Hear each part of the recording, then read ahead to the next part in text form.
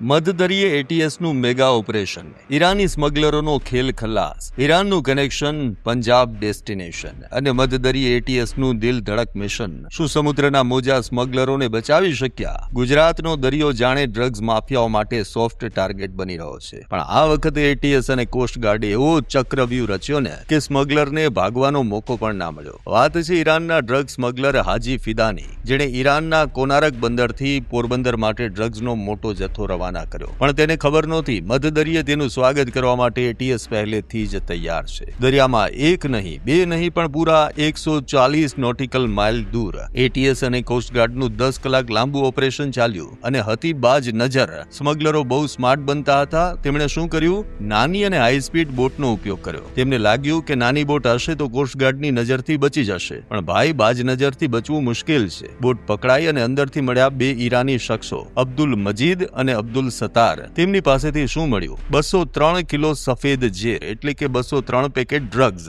આ જથ્થો છેક પંજાબ પહોંચાડવાનો હતો અને પંજાબથી જ આ બંનેને મદદ મળતી હતી. હાલ તો આ ડ્રગ્સ એફએસએલમાં મોકલાયું છે. પણ ચોંકાવનારી વાત તો એ છે કે આરોપીઓ બલુચી ભાષા બોલે છે, એટલે પૂછપરછમાં થોડી ભાષાકીય કસરત કરવી પડી રહી છે. જપ્ત કરાયેલા ફોનના ડેટામાંથી મોટા ખુલાસા થાય તેવી પૂરેપૂરી શક્યતા છે. એમાં એ સિમ્પલ એન્જિન લગાવીને બહુ સ્પીડથી એ લોકો ચાલી શકે. બોટની સાઈઝ ઓછી હોય, નાની હોય છે અને એમાં ઓવીએમ જે એન્જિન હોય બહાર લાગતો હોય, જેનાથી બહુ તરત જ બહુ તેજ સ્પીડ પકડી લે છે.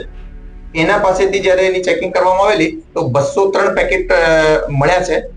203 પેકેટમાં જે કેમિકલ છે, વ્હાઇટ કલરનો પાવડર જેવું છે, જેને હાલમાં જસ્ટ બોટ અમારી જેટી ઉપર આવી છે. એનો એનાલિસિસ ચાલુ છે. એફએસએલ ત્યાં પહોંચી ગઈ છે.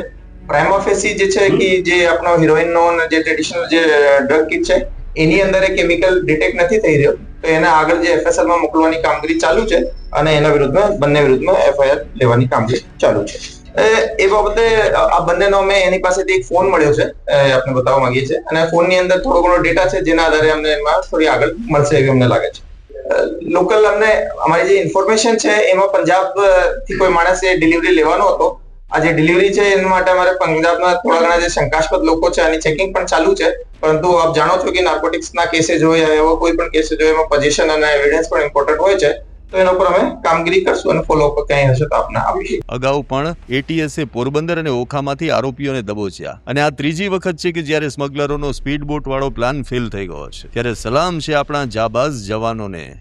આવા જ અવનવા વિડીયો જોવા માટે ફોલો કરો ઇન સેકન્ડ્સ.